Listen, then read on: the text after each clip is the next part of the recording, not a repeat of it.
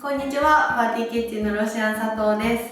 今日はリクエストメニュー12月に募集した分の朝レシピの日です。さあ、何が選ばれてるんでしょうか。それでは発表していきたいと思います。ハンパモンモンさん、リクエストします。末端冷え性の私にとって辛い季節の冬に助けてくれる食材の生姜は欠かせない食材の一つでして、パーティーキッチンさん流の生姜を使った体が温かくなる料理があれば見たいし作りたいのでぜひお願いします。でもですね、矛盾するのは分かってるんですけど、アイスクリームも大好きなんです。しかも冬のこたつにアイス、みかん、なんかうまいこと共存できるシチュエーションなんかあれば見てみたいです。お願いします。ということでですね、今回私生姜が大好きなロシアンがですね、こちらのレシピ担当することになりまして、生姜をたっぷり使ったポトフとなんとアイスクリームを作っていきたいなと思います。どちらも生姜をたっぷり使うんですけど、生姜はですね、加熱をすると体を温める成分が増えるんですね。なのでどちらも生姜を加熱して使っていきます。生姜で寒い毎日を乗り越えられますようにという思いを込めたレシピにしました。このようにですね、皆さんのお悩みにお答えするレシピの日が第3金曜日の朝レシピの日なんですけれども、こちらの動画で2月のリクエストメニュー募集を開始いたします。2月第3週の金曜日の公開ということで、ひな祭りとかも近いですよね。またその近くに誰かのお誕生日があるんだけどなとか、他にもお祝い事があるんだけどなとか、レシピで困ってることがあるんだとか、そういう皆さんの料理に関する疑問や解決したいこと、パーティーキッチンのリクエストに寄せてみて解決してみませんか。できるだけ詳しく書いてあると私たちもレシピ考えやすいので、ぜひぜひ困っていることをコメント欄に書いていただけたら嬉しいです。リクエスト待ってます。はい、それではハンパモンモンさんのリクエスト、生姜をたっぷり使ったポトフとアイスクリーム作っていきましょう。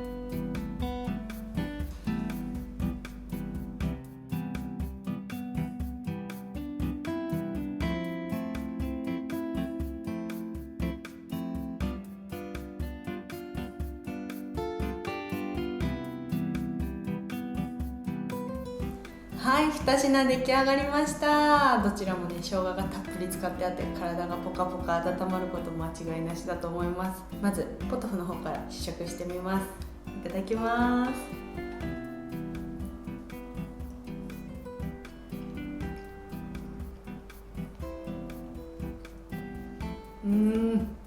生姜がたっぷり効いてるのでね、かなりいい香りがします。いつものポトフとは一味違う風味になってるんですけど、ぜひぜひこちら試していただきたいなと思います。続いてアイスの方を試食してみたいと思います。みかん好きということでね、ハンパモンモンさんがみかんの皮を取り入れてみました。あ、いい香り。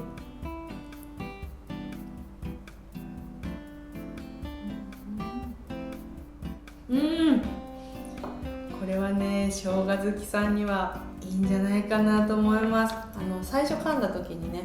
みかんの皮の香りとシナモンの香り、あと生姜の辛みとかがね、口の中に広がるんですけど、